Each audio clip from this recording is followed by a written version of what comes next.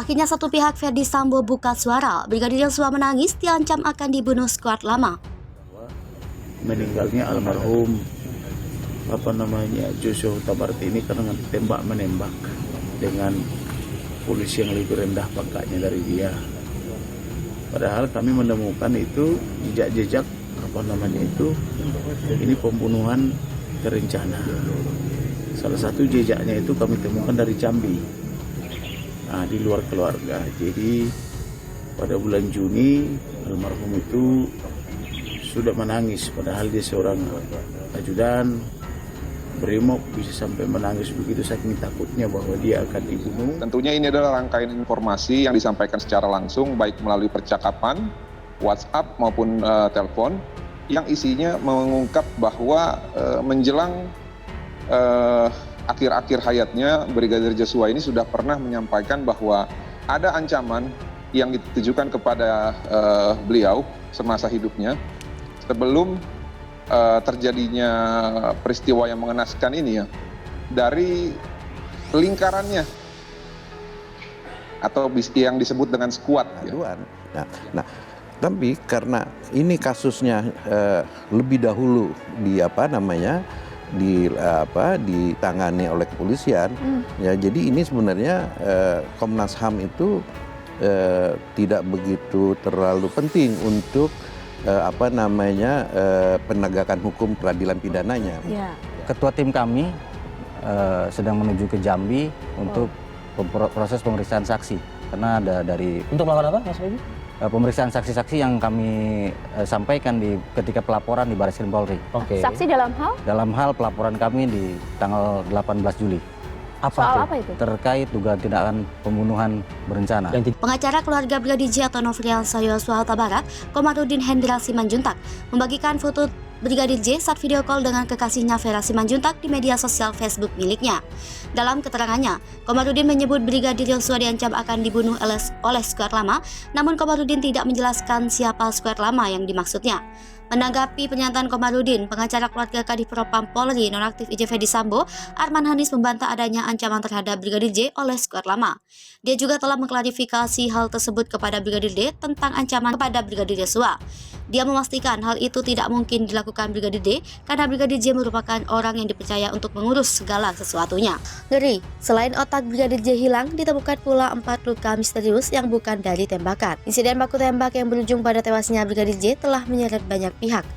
Untuk dari insiden tersebut yang menewaskan Brigadir J, Kapolri telah menonaktifkan beberapa petinggi Polri termasuk Irjen Ferdi Sambo. Sebelumnya pernyataan dari kepolisian yaitu Polres Jakarta Selatan, Brigadir J tewas ditembak oleh Baradae karena melakukan tindakan tidak pantas kepada istri Irjen Ferdi Sambo yakni Putri Chandrawati. Diduga perbuatan Brigadir J atau disinyalir penyebab utama terjadinya insiden penembakan.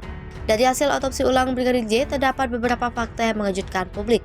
Meski hasil otopsi Brigadir J belum diumumkan secara resmi di publik, namun ada beberapa bocoran mengenai kondisi tubuh dan luka Yosua saat diotopsi.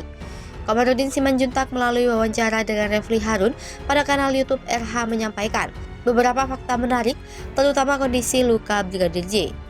Diketahui bahwa dalam aksi baku tembak yang terjadi di kediaman Kadif Propam Polri nonaktif Irjen Ferdi Sambo, Brigadir J menembak sebanyak 7, sedangkan Baradae sebanyak 5 kali. Namun diduga tak ada satupun peluru yang melukai Baradae.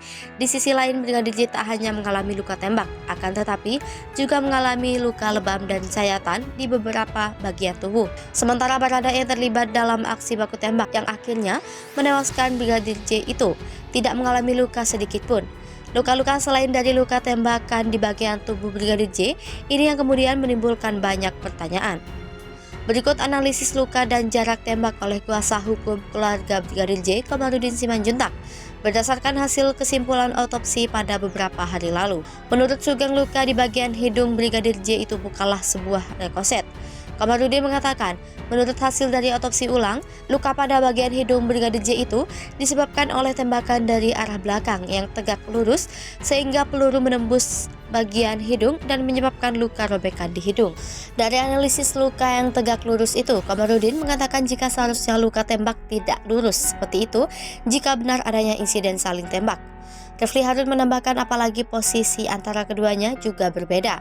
Seperti yang diketahui bahwa Brigadir J berada dalam kamar, sedangkan Baradae berdiri di bagian tangga karena posisinya dari lantai atas. Komarudin menambahkan seharusnya luka tembak Brigadir J itu tidak lurus melainkan menyamping. Luka tembak bagian rahang. Komarudin Simanjuntak kembali menguraikan posisi luka dan analisis terhadap posisi tembak Brigadir J menurut kesimpulan hasil otopsi beberapa hari lalu. Terlihat bagian bibir Brigadir J luka dan itu merupakan salah satu dari luka tembak.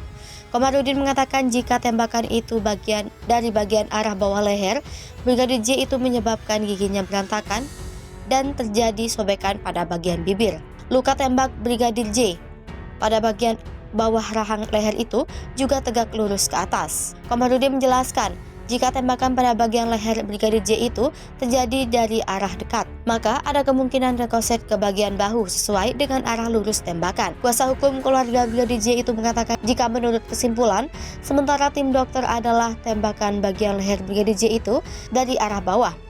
Luka tembak di bagian dada. Pada dada bagian kanan, Brigadir J itu terdapat satu luka tembakan yang juga lurus. Pada luka jari tersebut juga ditemukan campuran lem dan simpul benang berwarna hitam dengan bentuk tidak beraturan.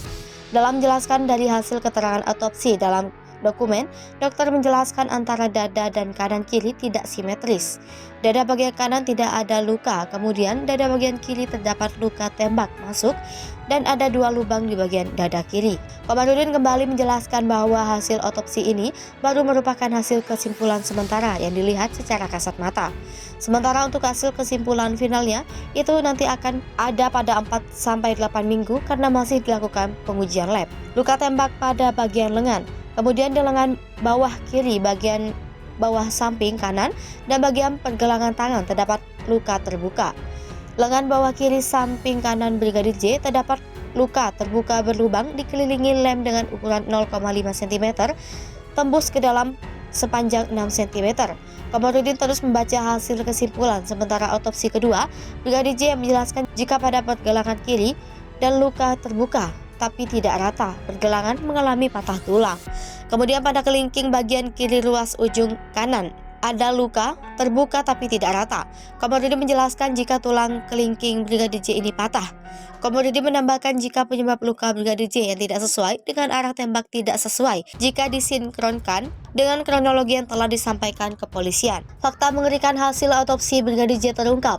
Ditembak dari rahang tembus ke bibir dan otak. Pengacara Brigadir Yosua Huta Barat alias Brigadir Joshua, Komarudin Simanjuntak mengungkapkan hal mengerikan yang telah dituangkan dalam berita acara dan telah dibuat juga dalam akte notaris. Temuan tersebut ditemukan bersama-sama oleh dokter forensik dan merupakan kesepakatan dalam ruang otopsi oleh tim. Menurut Komarudin, temuan itu menggugurkan alibi bahwa Brigadir Joshua ditembak oleh Baradae atau Barada Eliezer dari posisi atas. Selain itu, dari bagian dalam kepala diperiksa, dokter forensik menemukan retakan sebanyak 6 buah.